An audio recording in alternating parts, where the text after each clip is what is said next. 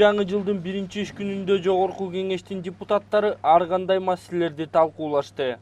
Анда Өнүгүү Прогресс саясий партиясынан эле өкүл болуп шайланган Исхак Масалиев, парламенттин төрагасы Дастан Жумабековдон, журналисттер тарабынан депутаттардын аброюна шек келтирилген кароолор болсо, дароо жоопко тартып баштоосун талап кылды. Урматтуу төрага, сизге де сунушумду айтат элем. Сиз мына жаңы жылдан баштап ар бир депутаттын аброюна шек келтирген факт боюнча сиз чара колдонушуңуз керек. Мен сунуш кылып атам, болду, токтотолучу, эми депутаттарды коюнга окшоп куулаганды. Сиздин түзмө-түз милдетиңиз ушуну. Гезит эртеден барып окуп, эртеден баштап окуп, помощтер окуп сизге айтып бериш керек. Кайсы депутатты эмнен деп жамандап атат, каралап атат. Эгерде туура эмес болсо жоопкерчиликке тартыш керек. Кандай жоопкерчиликке, бул кеп башка. Бирок жоопкерчиликке жөндөн жөн жаман каралоо мүмкүнчүлүк бербешиңиз керек. Сиздин милдетиңиз болуп атат.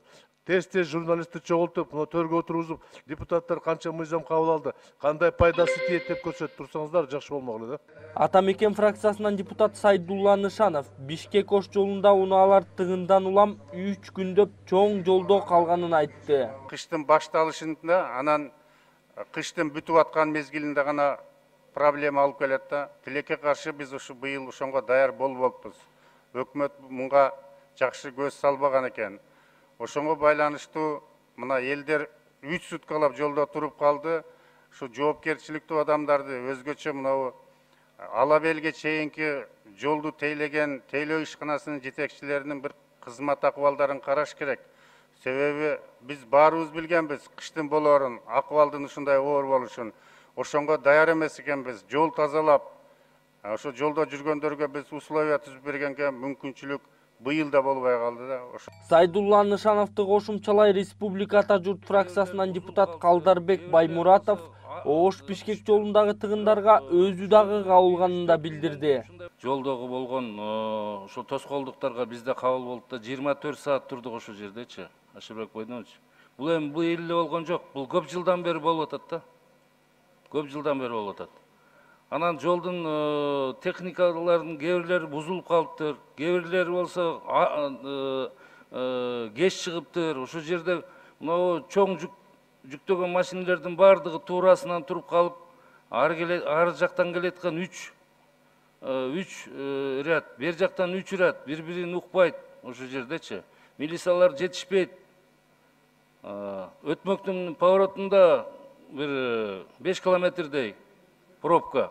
Бишкек шаарынын жетекчилиги жана тиешелүү мекемелер баш калаадагы жылуулук борбору реконструкциядан өткөндөн кийин анын айлана чөйрөгө тийгизген таасири кандай болуп жатканы тууралуу маалымат бериши керек. Мындай талап бүгүн Жогорку Кеңеште коюлду. КСДП фракциясынын депутаты Аалы Карашев реконструкция долбоору башталганда ТЭЦтен чыккан түтүн азаят, атайын чыпкалар коюлат деп айтылганын, бирок бул иштин натыйжасы кандай болгону тууралуу коомчулукта маалымат жок экенин айтты. Ошондой эле Карашев экология маселесине токтолуп, ТЭЦтин түтүнү Бишкектин түштүк тарабына да каптай баштаганын билдирди. ТЭЦти модернизация кылып атканда коомчулукта пикир түзүлүп калган. Модернизация кылабыз, фильтрлерди алмаштырабыз, түтүн азаят, смог азаят депчи. Тилекке каршы бүгүн ошонун мындай коомчулукка ачык айкын жетпей атат да. Ошонун модернизация кылганыбы, же жетекчилигиби чыгып айтып, кандай фильтрлер алмашты, керек болсо жеринде текшертип көрсөтүп коюш керек ошонучу. Так баарын айтып атат, ошо ТЭЦ ушинткен, анан болбой калды, бүгүн мынтип атат, антип атат деген сөз көп да. Ошо сөзгө мындай чындыкты айтып койсо, көрсөтүп койсо, менимче мындай жакшы болот эле. Борбор шаардын түштүк чети тоого жакын болгондуктан адатта ал жакта аба тазараак деп эсептелет. Эколог адистердин айтымында Бишкекте абанын булганышы нормадан 2-3 эсе жогору. Кытай өкмөтүнүн каржылык жардамы менен ТЭЦ быйыл реконструкциядан өткөрүлүп бүттү. Азамат Айтбаев, Азамат Жумадилов, Атайын Next TV күндүн темасы үчүн.